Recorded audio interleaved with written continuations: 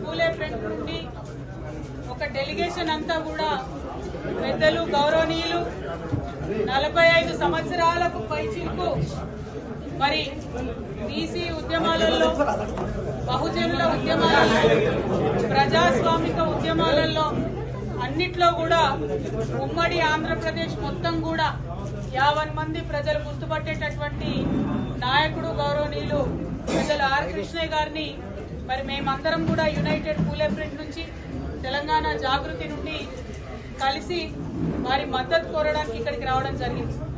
మీకు తెలుసు గత 2 సంవత్సరాలుగా కూడా మరి కామారెడ్డి డిక్లరేషన్ ఏదైతే కాంగ్రెస్ ప్రభుత్వం ఇచ్చిందో దాన్ని అమలు చేయాలని చెప్పి మేము పెద్ద ఎత్తున పోరాటం చేస్తూ ఉన్నాం. అందులో ప్రధానమైనటువంటి అంశం 42% రిజర్వేషన్లు బీసీలకు ఇచ్చినాకనే లోకల్ బాడీకి వెళ్లాలనేటటువంటి అంశం. ఆ అంశం మీద ప్రధానంగా పోరాటం చేయడం జరిగింది. దాని ఫలితంగా అసెంబ్లీలో 2 బిల్లులు కూడా పెట్టి మరి పాస్ చేయడం జరిగింది. ఇవాళ అసెంబ్లీలో బిల్లులు పెట్టి పాస్ అయిన తర్వాత కాంగ్రెస్ పార్టీ రాజ్యాంగంలో ఉన్నటువంటి ఆర్టికల్ 243 క్లాజ్ డి ప్రకారం గవర్నమెంట్ ఆర్డర్ అంటే జీవో ఇచ్చి 42% రిజర్వేషన్లు ఇచ్చి ఎన్నికలకు వెళ్లేటటువంటి ఆస్కారం ఉన్నది.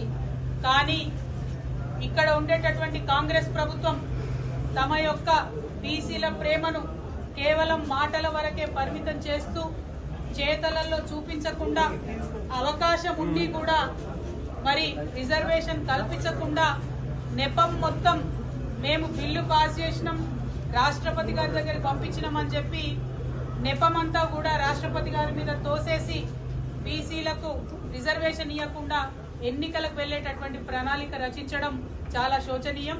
రేపు కేబినెట్ సమావేశం జరుగుతున్నది. ఆ కేబినెట్ సమావేశంలో లోకల్ బాడీ ఎన్నికలకు సంబంధించి మరి నోటిఫికేషన్ ఇస్తారని చెప్పి ప్రభుత్వం లీకులు ఇస్తున్నటువంటి సందర్భాన్ని చూస్తున్నాం.